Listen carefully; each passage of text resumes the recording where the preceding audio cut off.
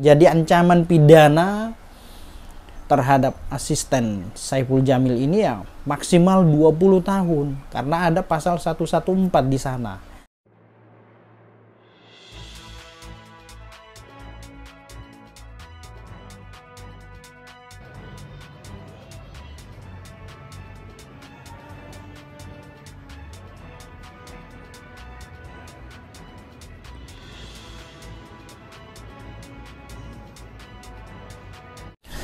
Nah teman-teman, mengenai penangkapan Saiful Jamil beberapa waktu lalu beredar luas di sosial media ya, dimana kendaraannya, mobilnya dicegat, diberhentikan secara paksa, dikeluarkan dari mobil, diborgol ya, diborgol. Nah kemudian diangkut, dibawa ke kantor kepolisian. Nah ini dilakukan oleh tim gabungan dari Polsek dan Polres Jakarta Barat teman-teman. Nah, berdasarkan hasil penyelidikan dan hasil tes urin, ternyata setelah dites urin hasilnya negatif ya untuk Saiful Jamil. Nah, dan kemungkinan dia harus bebas ya. Dalam hal ini dia mungkin diminta sebagai saksi saja dalam kasus ini, dan berbeda dengan asisten pribadinya dan rekannya ya.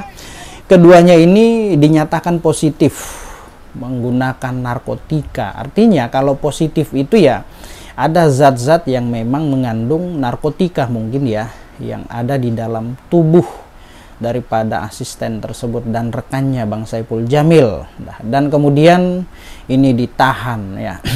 Informasi yang saya dapat bahwa ya asisten pribadinya ini merupakan pemakai, dia pengguna ya, atau istilahnya ya korban penyalahgunaan narkotika. Nah teman-teman, kalau yang namanya korban, pemakai atau pengguna ini harusnya direhab ya, karena memang ada hasil tes urin yaitu menyatakan positif, artinya dia pengguna, menggunakan, berarti ya harusnya itu direhab ya berdasarkan ketentuan pasal 127 Undang-Undang Narkotika. Nah tapi yang saya lihat di berita dirilis Polres Jakarta Barat, dia dijerat dengan pasal 112 dan 114 teman-teman ya, Undang-Undang Narkotika.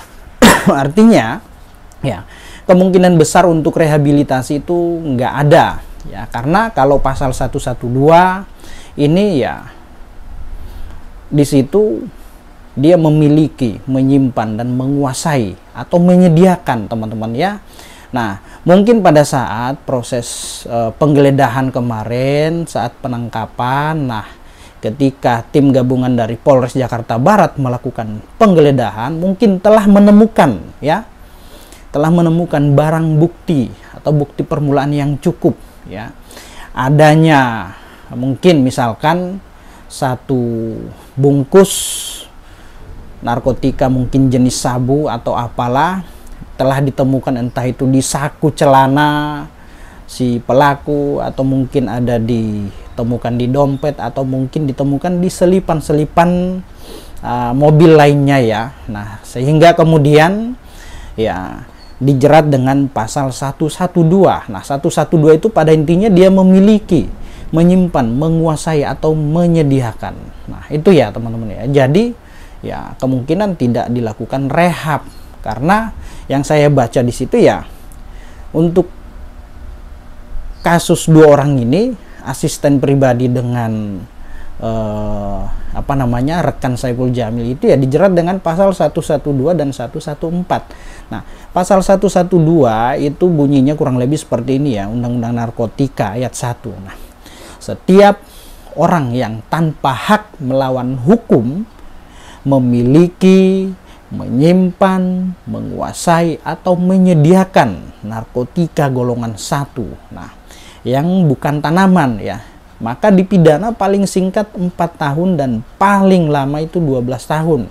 Atau denda paling sedikit itu 800 juta dan paling banyak itu 8 miliar teman-teman.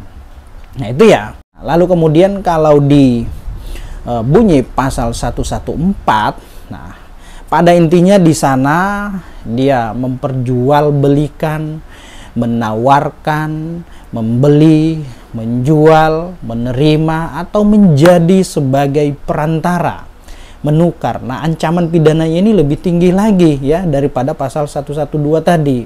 Ya, pasal 114 itu ya pada intinya dia menawarkan, menjual, membeli, menerima, menukarkan. Apalagi tuh ya, menerima. Nah, ancaman pidana itu paling singkat 5 tahun dan maksimal 20 tahun, teman-teman. Pidana penjara ya. Atau denda paling sedikit 1 miliar, paling banyak itu ya 10 miliar. Nah, wow, gila juga ya. Mungkin karena dia hanya sebagai pengguna, pemakai ataupun korban ya penyalahgunaan narkotika, karena barang tersebut ya harusnya dia direhab ya. Harusnya dia direhab kalau dia sebagai korban, dia sebagai pemakai, pengguna. Harusnya direhab tuh ya berdasarkan ketentuan pasal 127 Undang-Undang Narkotika.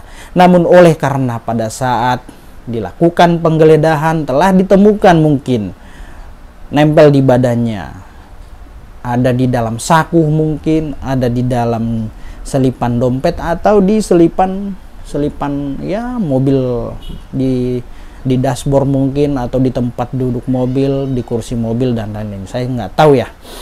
Nah itu sehingga kemudian ya dia dijerat dengan pasal 112. Kok bisa 114? Ada pasal 114 ya. Informasinya dia pada saat Bang Saipul melakukan sholat Jumat ya, asistennya ini ya melakukan membeli mungkin transaksi atau apalah ya, kita nggak tahu ya. Nah itu nanti ada dituangkan di dalam BAP keterangan lebih lanjutnya. Nah itu teman-teman ya, jadi ancaman pidana terhadap asisten Saipul Jamil ini ya maksimal 20 tahun karena ada pasal 114 di sana.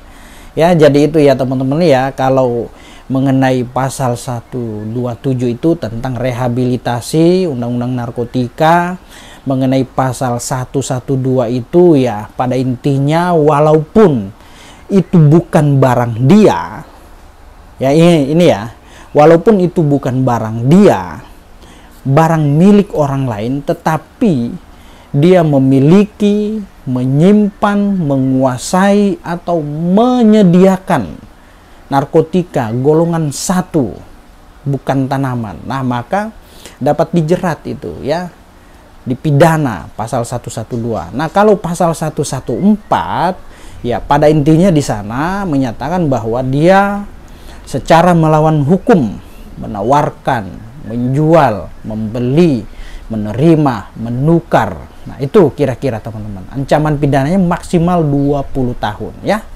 Oke teman-teman, semoga teredukasi dengan video ini. Saran saya, hindari, jauhi yang namanya narkotika, obat-obat terlarang ya. Ya, kalau tidak dihindari maka dua kemungkinan, penjara dan kuburan ya. Maka jauhi teman-teman ya. Oke, salam sehat semua. Salam keadilan. Kita dukung aparat penegak hukum untuk tetap memberantas yang namanya peredaran gelap narkotika. Jauhi narkotika, hidup sehat. Amin. Mantap.